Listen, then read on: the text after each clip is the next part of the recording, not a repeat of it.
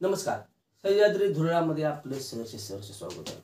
आज आपण कागल विधानसभा मतदारसंघाची चर्चा करणार आहोत. कारण राजकारणातील वस्ताद खासदार शरदचंद्रजी पवार ही कागलमध्ये कैपी चौकात आज जाहीर सभा आणि समरजित सिंह राजे यांचा पक्षप्रवेश करणार आहे.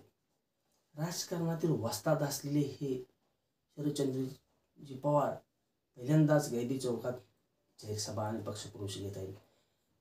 हसन मुश्रीफ यांचा काय समाचार घेणार? हसन मुश्रीफ यांनी त्यांच्या पक्षाची साथ सोडली आहे. ते अजित पवार गटाकडे गेले आहेत. कोल्हापूर जिल्ह्यातील 10 मतदारसंघामध्ये शरदचंद्रजी पवार आपल्या पक्षाला किती जागा घेणार याची चर्चा सुरू झाली आहे.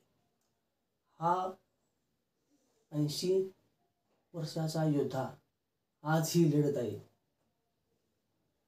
राजकारणातील वस्ताद असलेले पवार साहेब आज कोणकोणती राजकीय आकडे टाकणार, कोणाकोणाचा प्रवेश करणार कोल्हापूर जिल्ह्यामध्ये याचीच जोरदार चर्चा सुरू झाली आहे. महायुतीमध्ये राधानगरी मतदारसंघ, कागल मतदारसंघ आणि चंदगड मतदारसंघामध्ये प्रचंड धळवळ उडत आहे. राधानगरीमध्ये राहुल देसाईने, के.पी. पाटील, ए.वाय. पाटील यांनी महायुतीची साथ सोडली आणि ते महाविकास आघाडीकडे तिकिटासाठी उमेदवारीसाठी जोरदार प्रयत्न करताना दिसत आहेत.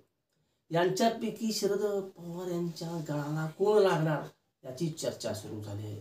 याचबरोबर चंदगड विधानसभा मतदारसंघामध्ये विद्यमान आमदार राजेश पाटील यांनी शरद पवार साहेबांची साथ सोडली आहे. ते अजित पवार गटाकडे गेले आहेत. भाजपचे शिवाजीराव पाटील हे लढण्याची दाट शक्यता आहे. विनायक उर्फ आप्पे पाटील काँग्रेसमध्ये आहेत. ते पण लढण्याची दाट शक्यता आहे. ते बी जोरदार तयारी करत आहेत. या सर्वांच्या पैकी 10 मतदारसंघामध्ये शरदचंद्रजी पवार साहेब कोणाकोणाला राजकीय डाव टाकून आपल्या जाळ्यात ओढणार याचीच जोरदार चर्चा कोल्हापूर जिल्ह्यासह संपूर्ण महाराष्ट्रात सुरू झालेली आहे. आज कोणकोणते राजकीय डावपेच टाकून राजकीय फटाके उडणार आहेत याची जोरदार चर्चा कोल्हापूरमध्ये सुरू आहे.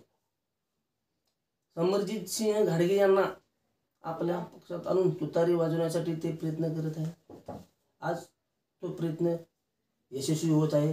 आज कोल्हापूर जिल्ह्यामध्ये काय काय राजकीय परिस्थिती उद्भवणार हे पाहावे.